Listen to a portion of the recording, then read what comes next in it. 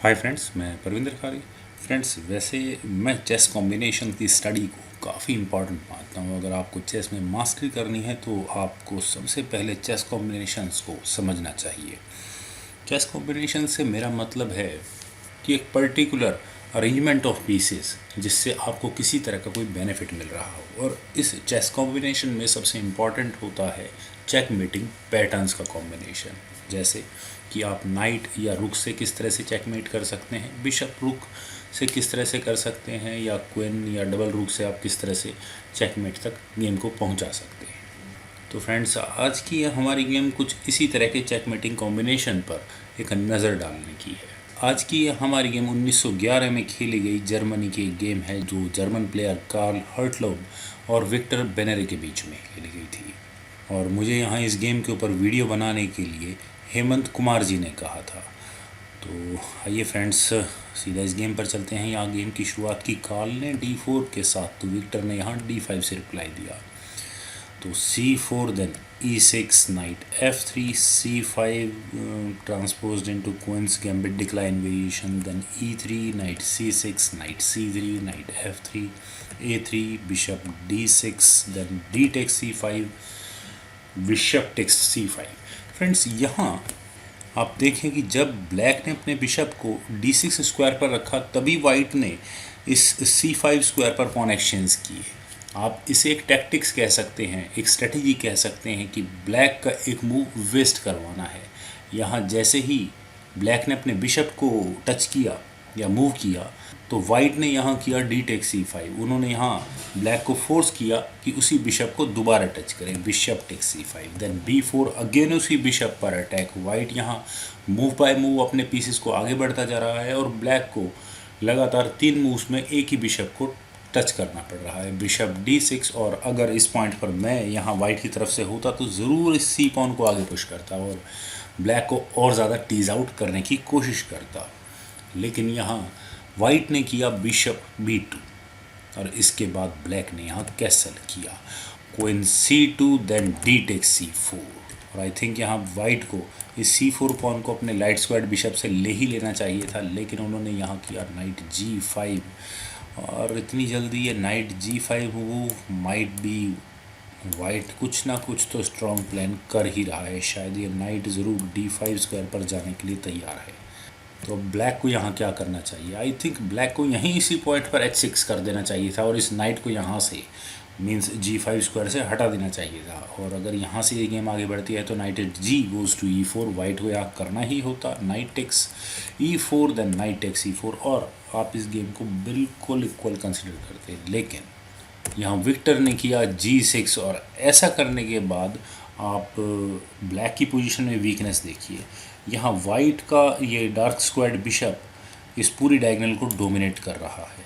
अब वाइट की गेम की पूरी स्ट्रेटजी इसी बात पर, इसी डार्क स्क्वाड डायगोनल बिशप पर ही डिपेंड करेगी। यहाँ वाइट ने कैसल किया लॉन्ग साइड, तो queen E7, then rook takes D6। और फ्रेंड्स, चूँकि यहाँ वाइट का अटैक इस डार्क स्क्वाड बिशप के इर्द गिर्द घूम रहा है तो ब्लैक का डार्क स्क्वाड बिशप यहाँ वाइट के लिए प्रॉब्लम क्रिएट कर सकता है। तो वाइट ने यहाँ उस बिशप को अपने रुक के बदले में दे दिया। और कैलकुलेशंस यहाँ वाइट की इतनी ज़्यादा शार्प हैं कि अगर यहाँ ब्लैक करे क्वीन टेक्स D6 तो आप इस गेम को ब्लैक के फेवर में बिल्कुल भी नहीं कह सकते। वाइट यहाँ पहले करेगा knight at C goes to E4, वो यहाँ क्वीन और नाइट पर अटैक बनाएगा। तो knight takes C4, knight takes E4, again queen पर अटैक होगा। और अगर किसी भी तरह के डिस्कवर्ड चेक से यहाँ ब्लैक को अपनी क्वीन को बचाना है तो इस क्वीन को D8 स्क्वायर पर ही जाना होगा, ताकि जब ये नाइट यहाँ इस F6 स्क्वायर पर जाए चेक देने के बाद तो अगली डिस्कवर्ड चेक जो कि इस बिशप से आनी होगी तो इस नाइट की रेंज कहीं ब्लैक की क्वीन तक ना पहुंच जाए। तो इसीलिए ये क्वीन D8 स्क्वायर पर, क्वीन C3 और यहाँ सीधा वाइट चेकमेट की थ्रेट दे सकता है। लेकिन E5, देन B5, नाइट पर अटैक होगा ताकि वाइट यहाँ इस E5 पॉन पर अटैक बना सके। तो knight A5, okay, then queen takes E5, F6, यहाँ ब्लैक कर सकता है knight takes F6 check, then rook takes F6, queen takes F6 check, queen takes F6, then bishop takes F6। और friends आप यहाँ इस पूरी गेम की पोजीशन को देखिए तो यहाँ ब्लैक को बहुत ज़्यादा एडवांटेज नहीं है, बल्कि वाइट यहाँ एक पॉन अप होगा। और जिस तरह का पॉन स्ट्रक्चर यहाँ ब्लैक का होगा ये तो काफ़ी हॉरेबल है।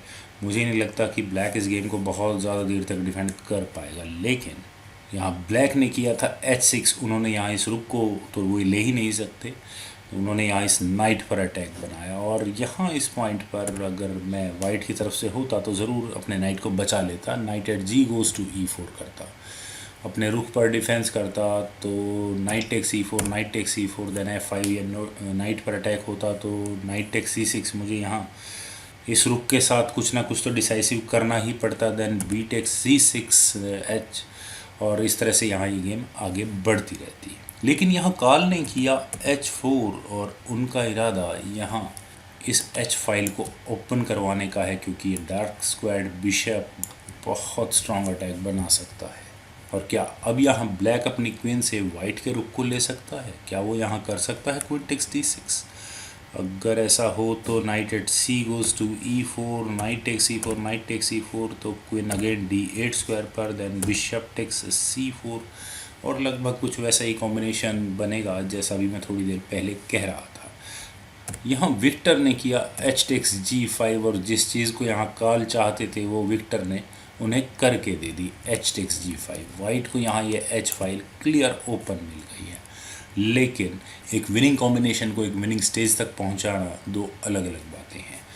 फिलहाल पहले वाइट को इस नाइट को हटाना होगा। जो ये नाइट कहाँ जाएगा? ये नाइट ज़्यादा बेटर होता कि H7 स्क्वायर पर जाता, और अगर यहाँ से गेम आगे बढ़ती तो अब वाइट को करना होता नाइट E4, अपने रुख पर डिफेंस करना होता, देन E5। ओके, यहाँ ब्लैक इस डायगनल के रास्ते को ही ब्लॉक कर सकता था, लेकिन night F6 check, night takes F6, rook takes F6, then king G7। Okay, bishop takes C4। White इस गेम में बेटर तो होता, बिशप F5, क्वीन पर अटैक होता तो rook takes F5, then G takes F5, queen takes F5, और फिर यहाँ वाइट चेकमेट का एक थ्रेट दे सकता था। लेकिन रुक H8 के बाद ये सिचुएशन ब्लैक मैनेज कर लेता। पर जब विक्टर ने यहाँ अपने नाइट को H5 स्क्वायर पर रखा तो शायद अभी इस पोजीशन से वो सिचुएशन समझ में नहीं आती, लेकिन ये गेम में उनकी सबसे बड़ी गलती साबित हुई, क्योंकि यहाँ कार्ल ने पहले किया रुक टेक्स H5, और फ्रेंड्स पहले ही वाइट ने अपने रुक को क्वीन के ऊपर रखा हुआ है। ऊपर से यहाँ वाइट ने अपने दूसरे रुक को नाइट के बदले में गिफ्ट कर दिया है। और चूंकि अक्सर मैं कहता हूँ कि ये एक्सचेंज डाउन होना वाइट का डेलिब्रेट है, तो ज़रूर कुछ ना कुछ गड़बड़ है उनकी स्ट्रेटजी में। तो अगर मैं यहाँ इस पॉइंट पर ब्लैक की तरफ से होता तो ज़रूर करता नाइट D4। मैं यहाँ पहले वाइट की क्वीन पर अटैक बनाता, और ब्लैक अब यहाँ क्या करता, नाइट D5। वो यहाँ इस नाइट को ही पिन कर सकता था, अदरवाइज़ ब्लैक को चेकमेट होती। और अब यहाँ ब्लैक को अपनी क्वीन बचनी होती, और सबसे बड़ी प्रॉब्लम है ब्लैक के लिए कि यहाँ ये रुक उसे काफ़ी बड़ी प्रॉब्लम देता। तो ब्लैक यहाँ कर सकता था क्वीन टेक्स G5, वो एक दूसरा तरीका निकाल सकता था क्वीन एक्सचेंज करने का। तो bishop takes D4, then G takes H5, knight F6 check. तो अब ब्लैक को करना ही होता queen takes F6, then bishop takes F6, और मेरे ख्याल से अगले एक या दो मूव में वैसे ही वाइट यहाँ ब्लैक को ऑलमोस्ट चेकमेट कर ही देगा किसी न किसी तरीके से। यहाँ विक्टर ने किया G टेक्स H5, उन्होंने यहाँ इस सिंपल नाइट के बदले में रुक ले लिया। लेकिन वाइट का अगला मूव नाइट D5, उन्होंने यहाँ अपने इस नाइट को भी सेक्रीफाइस कर दिया। पहले ही एक रुक कम था क्या सेक्रीफाइस के लिए? और फ्रेंड्स यहाँ वाइट की इतनी ज़बरदस्त कैलकुलेशन आप यहाँ देखिए कि वे यहाँ इस ई पॉन को ही डिफ्लेक्ट करवाना चाहते हैं, क्योंकि ये रुक बड़े ही स्ट्रांगली एक काफ़ी डेडली अटैक ब्लैक के ऊपर बना देगा। और अब ब्लैक का बेस्ट मूव क्या हो सकता है? वो यहाँ इस रुक को बिल्कुल ही नहीं ले सकता। अगर वो यहाँ करे क्वीन टेक्स D6 तो सिंपल नाइट F6 चेक, और किंग H8 स्क्वायर पर, देन क्वीन H7 चेक, और यहाँ ये मेट। तो यहाँ ब्लैक को करना ही पड़ा E टेक्स D5, उन्हें यहाँ ये नाइट लेना ही पड़ेगा। लेकिन इसके बाद फ्रेंड्स मैं यहाँ चाहूँगा कि आप इस वीडियो को पॉज करें, और जिस चेकमेटिंग पैटर्न की मैं बात शुरू से कर रहा हूँ वो आपको यहाँ नज़र तो आ रहा होगा। यहाँ वाइट को इस गेम को चेकमेट तक पहुँचाने के लिए बस ये बिशप और किसी तरह से ये रुक ही काफ़ी रहेगा। तो आप ही ज़रा यहाँ इस चेकमेटिंग पैटर्न को देख करके वाइट के लिए बेस्ट मूव ज़रा ढूंढने की कोशिश करें। और फ्रेंड्स, जो मूव आप ढूंढ पाए हैं, अगर वो क्वीन H7 चेक है तो कॉन्ग्रेचुलेशंस, आप यहाँ बिल्कुल सही हैं।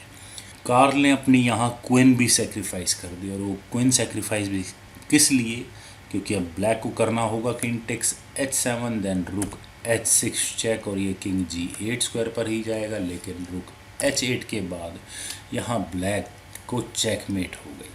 फ्रेंड्स, विक्टर हैरान रह गए होंगे जब उन्होंने पिछले 5 या 6 मूव से जो लगातार कार्ल के सेक्रीफाइसेस देखे होंगे। फ्रेंड्स, चेकमेटिंग कॉम्बिनेशन दिखने में बहुत अच्छे लगते हैं, लेकिन लगाना उन्हें इतना आसान नहीं है, और ख़ासकर ग्रैंड मास्टर लेवल पर। जिस लेवल पर हम लोग खेलते हैं, हमारा दिमाग सिर्फ कुछ छोटी मोटी टैक्टिक्स पर ही लगता है, लेकिन ग्रैंड मास्टर लेवल पर वे लोग इन्हीं कॉम्बिनेटिव पैटर्न्स पर ही अपनी एक्सपर्टीज़ हासिल करते हैं, जैसी कि यहाँ कार्ल ने दिखाई। और मैं यहाँ इस वीडियो को एंड करने से पहले हेमंत कुमार भाई का ज़रूर धन्यवाद देना चाहूँगा, जिन्होंने इतनी इंटरेस्टिंग गेम को ढूंढ कर हमें बताया और इसके ऊपर वीडियो बनाने के लिए मुझसे कहा। और मैं आशा करता हूँ कि आपको ये वीडियो ज़रूर पसंद आई होगी। आप इस वीडियो को लाइक करें, शेयर करें, और मेरे इस यूट्यूब चैनल चेस गुरु को सब्सक्राइब करें। और आपके कमेंट्स का मुझे बेहद इंतजार रहेगा। Thank you for watching and bye for now.